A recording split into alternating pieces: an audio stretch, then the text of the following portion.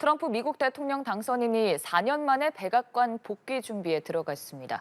정부는 다가오는 트럼프 시대 대비책 마련에 분주한 모습인데요. 오늘 관련 내용 전문가와 짚어보겠습니다. 반길주 고려대 일민국제관계연구원 국제기구 센터장 나와 계십니다. 어서 오시죠. 안녕하세요.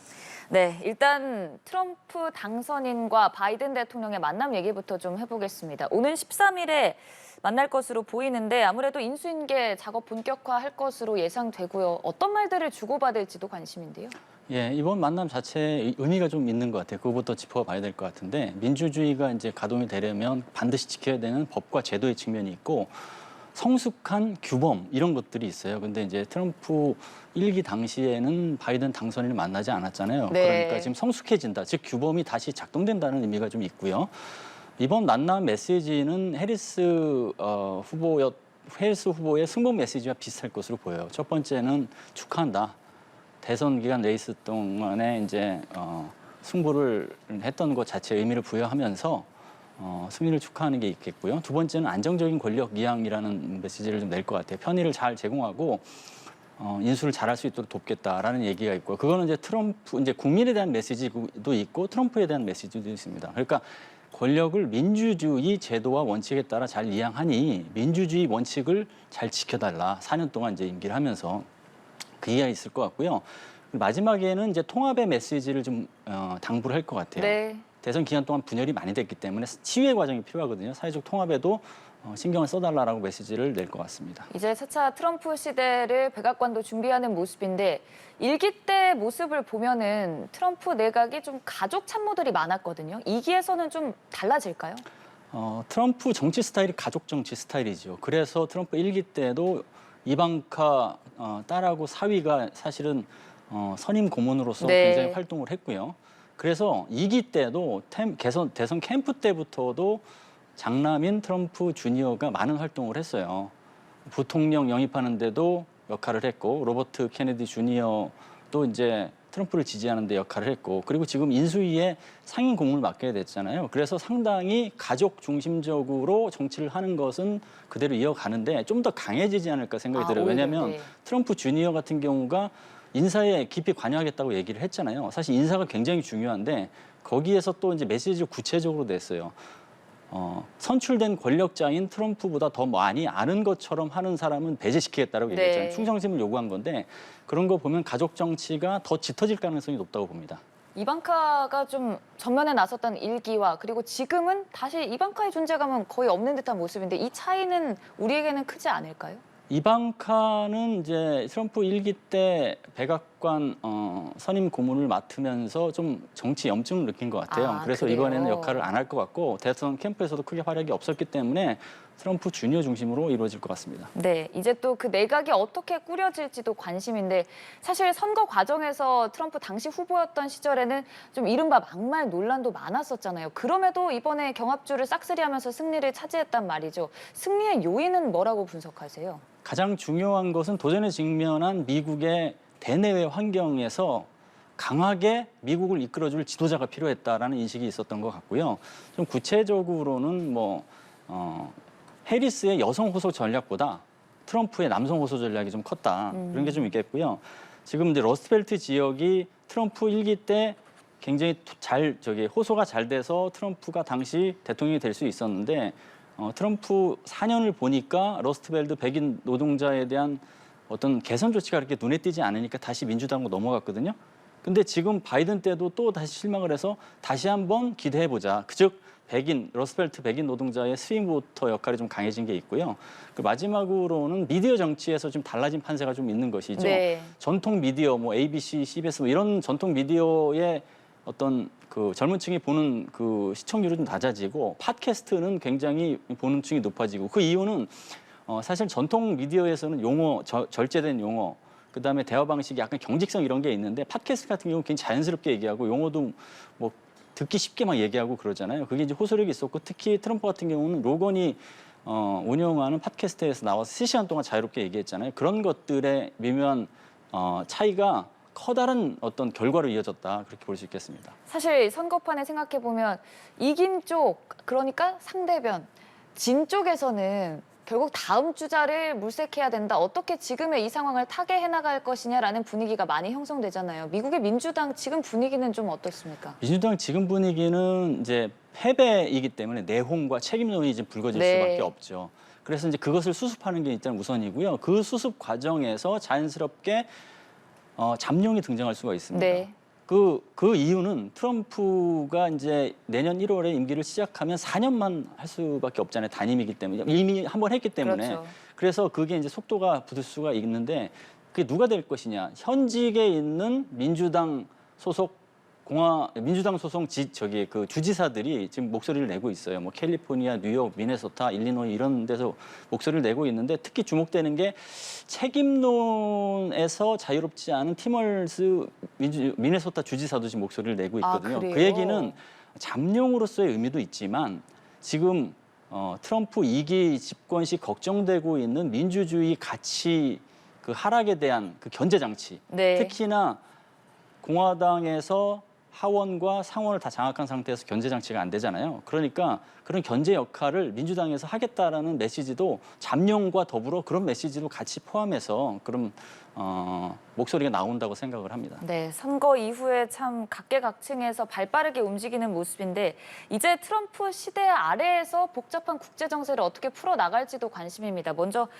북한과 러시아 상황부터 얘기를 해보면 지금 상호 군사 지원 조약에 서명을 했거든요. 이게 시사하는 바가 뭔지부터 좀 짚어보죠.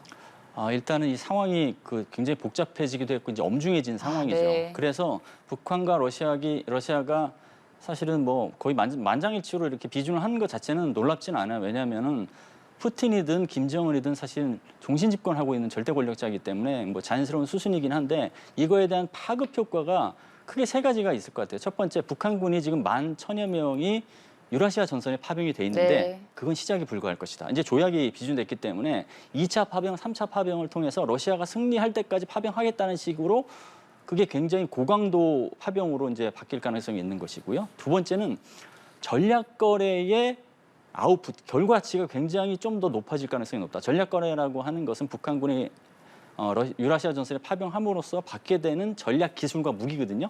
뭐 ICBM, 뭐 탄두 재진입 기술부터 시작해서 그다음에 전략 핵 잠수함, 즉 원자로 핵 추진 잠수함을 이제 만드는 데 있어서 필요한 기술 이런 것들까지 전략 거래를 통해서 얻게 될 그 성과치가 굉장히 가시화될 수 있다라는 것이고요. 마지막은 세 번째가 우리나라 입장에서 더 우려되는 대목이긴 하지만 러시아가 한반도에 개입할 수 있는 근거가 좀 더 명확해졌기 때문에 한반도가 자칫 대리전으로 될 수 있는 그런 환경에 놓여 있다라는 측면이 우려의 대목입니다. 확실히 북러 밀착이 점점 좀 강화하고 있는 양상인데 트럼프 1기 때와 좀 비교를 해보자면 그때 당시에는 북한이 러시아보다는 중국과 좀 밀착 관계가 강했던 것 같고요. 비핵화의 그 능력치도 상당히 많이 지금 올라와 있는 상황이잖아요. 북러 밀착 그리고 비핵화 수순에 있어서 북한이 핵 사용 무력을 좀 더 강하게 목소리를 내는 이 상황에서 트럼프가 어떻게 좀 풀어나갈지도 궁금합니다.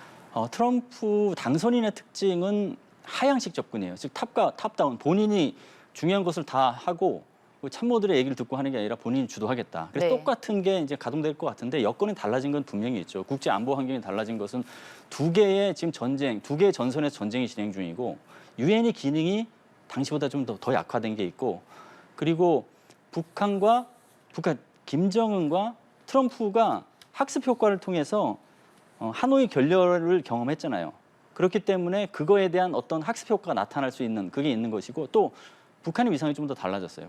북핵이 좀 더 고도화됐고 네. 그다음 파병까지 함으로써 한반도 밖에서 군을 이제 어떤 임무를 주게 함으로써 안보적, 군사적, 외교적 확장을 한 거거든요. 이게 달라졌잖아요. 그걸 기반으로 했을 때 어떻게 이제 될지가 주목되는 점이긴 한데 크게 세 가지 시나리오가 가능할 것 같아요. 첫 번째는 트럼프와 김정은이 일단 긴장 완화 차원에서 만난다. 네. 그거는 특별한 목적이라기보다는 이 지금의 긴장 수위를 낮추자. 그러면 이 경우에는 한국에도 그렇게 나쁠 게 없어요. 한국이 그 기회를 활용해서 북한에서 통일 정책 없앤 것도 지금 필요하다고 얘기하고 이 기회를 통해서 남북회담도 재개하자고 하면 이제 괜찮은데 다음 시나리오, 두 번째 시나리오는 핵 군축을 하겠다는 시나리오입니다. 그러면 한국은 핵무기가 없기 때문에 협상 테이블에서 배제될 수 있거든요.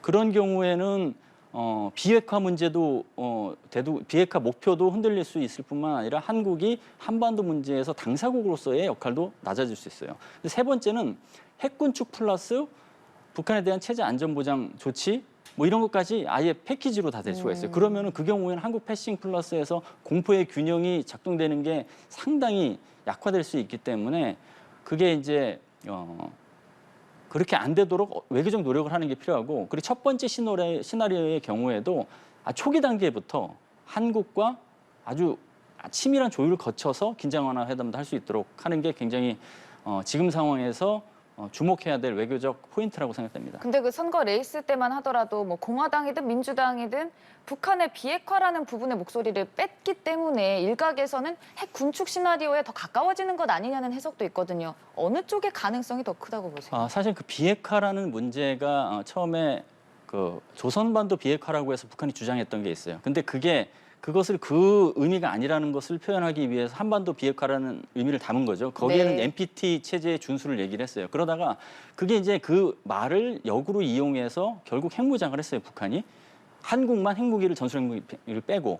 그러니까 이제 이게 아니다 싶어서 북한 비핵화라는 용어로 이번 정부에서 이제 사실 바꿨는데, 지난번 SCM에서 비핵화라는 용어가 이제 거기 문서상에서는 빠지면서 그런 네. 우려가 있었던 것 같아요. 근데 나중에 설명을 했죠. 한반도 비핵화로 설명을 했어요. 근데 이제 그런 메시지 흐름 자체가 비핵화의 어떤 약화의 단초가 되는 게 아니라 우려가 있긴 한데, 그래도 비핵화라는 목표가 바이든 행정부에서는 잘 유지가 됐고, 그리고 그 유지된 비핵화 목표가 계속 갈 수 있도록 하는 게 지금 인수위가 차려지면 첫 번째로 이제 뭐랄까요, 공략해야 될 목표라고 이제 생각이 듭니다. 네, 우리 입장에서 또 큰 문제가 방위비 분담금 이슈입니다.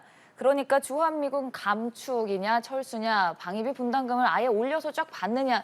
트럼프 당선인은 그 이전에도 계속 좀 강경한 기조를 유지해 왔기 때문에 우리 입장에서는 좀 긴장이 계속되는 상황인데, 어느 쪽, 어느 수위 정도로 흘러갈 거라고 보세요?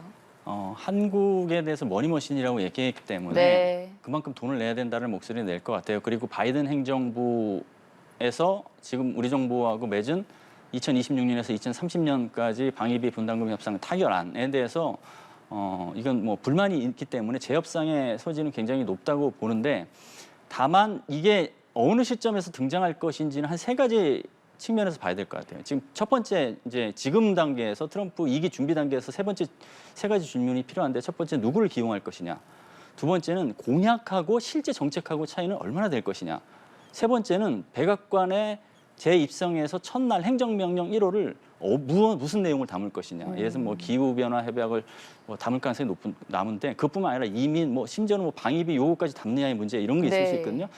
근데 그걸 보면서 그 시기도 따져봐야 되고, 그리고 우리는 어떤 기준점으로 대응할지를 좀 따져봐야 되는 게 있습니다. 즉 트럼프는 지금 타결한 액수의 9배에서 10배 정도를 얘기를 하고 있는데, 그렇죠. 우리나라 입장에서는 당연히 정부 간 공식적으로 타결했기 때문에 기준점은 그게 기준점이 아니라 타결한 게 기준점이다. 1초 5천억 정도. 그래서 그 기준점을 굉장히 그 구속력 있는 거라고 어필하는 전략을 잘 써야 될 것 같습니다. 근데 사실 상하원까지 공화당이 다 삭스리한 입장에서 말 그대로 공약을 실행하기 너무 쉬워진 상황이잖아요. 그 극한의 시나리오까지 우리가 대비는 해야 되지 않습니까? 그렇죠. 그래서 트럼프가 이제 거래 공식을 작동시키는데, 그 거래 공식을 작동시키기 위해서 여러 가지 이제 레버리지 행사하려고 하는 거예요. 네. 그러니까 뭐 방위비 협상도 그렇고 FTA 폐지도 할 수 있다, 아니면 재협상할 수 있다, 이런 것들인데, 우리나라도 거기에 상응하는 레버리지를 목록화해서 제시할 필요가 있어요. 근데 그런 거 어떤 것에 주안을 둬야 되느냐? 미국에서 초당적 지지를 받는 사안이 그게 핵심이 될 수 있어요. 네. 초당적 지지를 받는 것은 두 가지로 나눠볼 수 있는데, 하나는 민주당과 공화당의 초당적 지지, 그리고 좀 더 고강도는 민주당, 공화당 플러스 트럼프까지 포함된 초당적 지지. 그 사안이 지금 식별된 게 한 세 가지 정도 돼요. 그게 이제 한미일 안보협력체. 한미일 안보협력체는 트럼프 진영에서도 이건 트럼프가 1기 때 여건 조성을 잘해서 된 거니까 지분이 있다라고 생각을 해요. 그래서 요걸 지렛대로 해서 이제 협상력을 키우는 게 있고요. 두 번째는 MRO라고 이제 한국 조선하고 협력하는 게 이제 지금 나온 얘기가 아니라 최근에 굉장히 초당적으로 지지를 받아왔어요. 그래서 그것을 협상력으로 끌어가는 게 있고, 그리고 인도태평양 전략. 인도태평양 전략은 트럼프 때 굉장히 강화됐거든요. 태평양 사령부도 인도태평양 사령부로 만든 거고. 그래서 그런 세 개 플랫폼을 잘 레버리지로 활용해서 요구하면 이거 받는 대신 미국은 뭘 줄 수 있느냐 뭐 이렇게 하면서 그 네. 플랫폼을 활용해서 그렇게 협상 전략을 잘 짜야 될 것 같습니다. 지금부터 트럼프 시대 철저하게 좀 대비를 해야 될 것 같습니다. 반길주 센터장과 함께 얘기 나눠봤습니다. 고맙습니다. 예, 감사합니다.